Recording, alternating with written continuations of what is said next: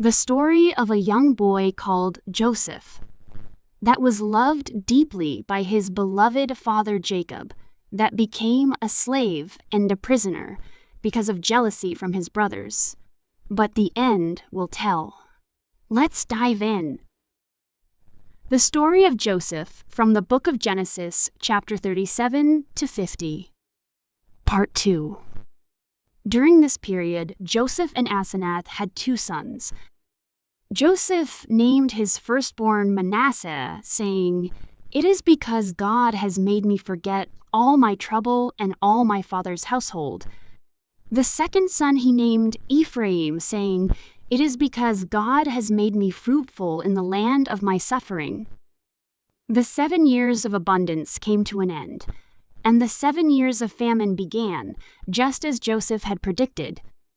The famine affected all the lands, but in Egypt there was food in abundance because of Joseph's foresight. When the famine spread throughout Egypt, the people cried to Pharaoh for food. Pharaoh told all the Egyptians, "Go to Joseph and do what he tells you." As the famine worsened, Joseph opened the storehouses and sold grain to the Egyptians.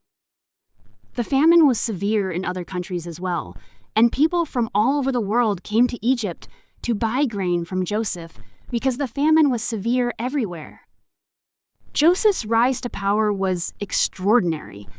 From being sold as a slave by his brothers to becoming the second most powerful man in Egypt, Joseph's journey was marked by divine providence and unwavering faith. His strategic planning not only saved Egypt from the devastation of the famine, but also set the stage for an impending reunion with his family, fulfilling the dreams he had as a young boy. Back in Canaan, the effects of the famine were felt deeply. Jacob and his family struggled to find enough food to sustain themselves. Hearing that there was grain in Egypt, Jacob said to his sons, why do you just keep looking at each other? I have heard that there is grain in Egypt. Go down there and buy some for us, so that we may live and not die." 10 of Joseph's brothers went down to Egypt to buy grain, leaving behind Benjamin, the youngest, for Jacob feared harm might come to him. When the brothers arrived in Egypt, they bowed down to Joseph with their faces to the ground, not recognizing him as their brother. Joseph, however, recognized them immediately, but he concealed his identity. Joseph remembered the dreams he had about them bowing down to him and decided to test his brothers to see if they had changed. He spoke harshly to them, accusing them of being spies. "You are spies! You have come to see where our land is unprotected." "No, my lord," they answered. "Your servants have come to buy food. We are all the sons of one man. Your servants are honest men, not spies." Joseph insisted, "No. You have come to see where our land is unprotected." They replied, "Your servants were 12 brothers, the sons of one man, who lives in the land of Canaan. The youngest is now with our father, and one is no more." Joseph said to them, "It is just as I told you, you are spies. And this is how you will be tested. As surely as Pharaoh lives, you will not leave this place unless your youngest brother comes here.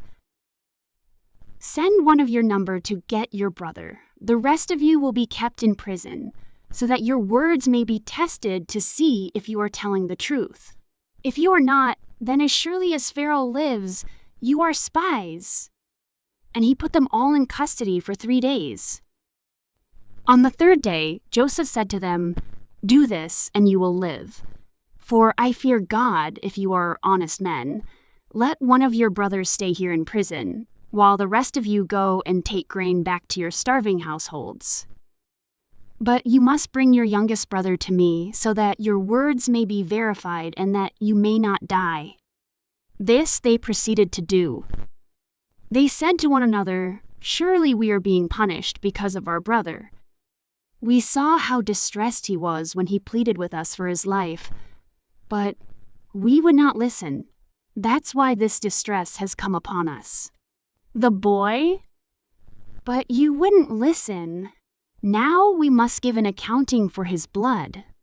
They did not realize that Joseph could understand them, since he was using an interpreter. Joseph turned away from them and began to weep, but then came back and spoke to them again. He had Simeon taken from them and bound before their eyes. Joseph gave orders to fill their bags with grain, to put each man's silver back in his sack, and to give them provisions for their journey. After this was done, they loaded their grain on their donkeys and left. The brothers returned to Canaan, unsure of what lay ahead, but determined to bring Benjamin back to Egypt, as Joseph had demanded, setting the stage for the unfolding drama of reconciliation and redemption. As the brothers journeyed back to Canaan, their hearts were heavy with anxiety and fear. They were troubled not only by their encounter with the Egyptian governor, but also by the strange discovery of their silver returned in their grain sacks. When they reached home, they recounted their ordeal to their father, Jacob. They told him, "The man who is lord over the land spoke harshly to us and treated us as though we were spying on the land. But we said to him, 'We are honest men, we are not spies.' We were 12 brothers, sons of one father. One is no more, and the youngest is now with our father in Canaan." Then the man who is lord over the land said to us, "This is how I will know whether you are honest men. Leave one of your brothers here with me, and take food for your starving households, and go. But bring your youngest brother to me, so I will know that you are not spies, but honest men. Then I will give your brother back to you, and you can trade in the land." As they emptied their sacks, each man's silver was found in the sack, and when they and their father saw the money, they were frightened. Jacob, distressed by this turn of events, said, "You have deprived me of my children. Joseph is no more, and Simeon is no more, and now you want to take Benjamin. Everything is against me."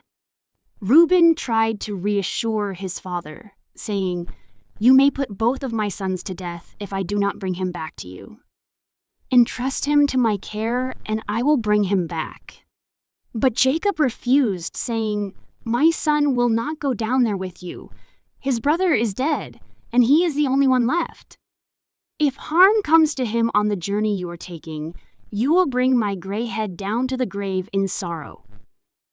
As the famine continued, the food they had brought from Egypt ran out, and Jacob's family was once again in dire need. Jacob said to his sons, "Go back and buy us a little more food." Judah, knowing that they could not return without Benjamin, said to his father, "The man warned us solemnly, 'You will not see my face again unless your brother is with you. If you will send our brother along with us, we will go down and buy food for you. But if you will not send him, we will not go down, because the man said to us, "You will not see my face again unless your brother is with you." Israel asked, "Why did you bring this trouble on me by telling the man you had another brother?" They replied, "The man questioned us closely about ourselves and our family. 'Is your father still living?' He asked us, 'Do you have another brother?' We simply answered his questions. How are we to know he would say, 'Bring your brother down here'?" Judah then said to his father, "Send the boy along with me, and we will go at once, so that we and you and our children may live and not die. I myself will guarantee his safety. You can hold me personally responsible for him. If I do not bring him back to you and set him here before you, I will bear the blame before you all my life.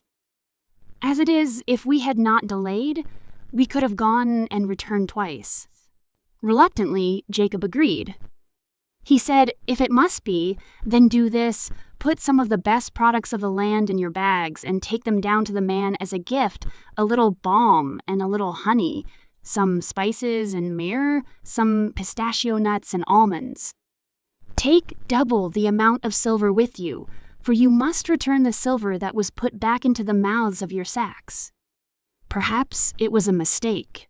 Take your brother also, and go back to the man at once. And may God Almighty grant you mercy before the man so that he will let your other brother and Benjamin come back with you. As for me, if I am bereaved, I am bereaved." Thus, the brothers prepared for their journey back to Egypt, laden with gifts and hope for mercy, unaware of the true nature of the test they were about to face. The brothers set out on their journey to Egypt, their hearts filled with apprehension. They carried with them the best products of their land, double the amount of silver, and most importantly, Benjamin. Their father, Jacob, had entrusted them with the life of his youngest and most beloved son, and the weight of this responsibility weighed heavily on them. Upon their arrival in Egypt, they were brought before Joseph, who was still unrecognized by them. When Joseph saw Benjamin with them, he instructed his steward to take them to his house, slaughter an animal, and prepare a meal. The brothers were frightened at being taken to Joseph's house. They thought, "We were brought here because of the silver that was put back into our sacks the first time. He wants to attack us and overpower us and seize us as slaves and take our donkeys." They approached Joseph's steward and spoke to him at the entrance of the house. "We beg your pardon, our lord," they said. "We came down here the first time to buy food. But at the place where we stopped for the night, we opened our sacks and each of us found his silver, the exact weight in the mouth of his sack.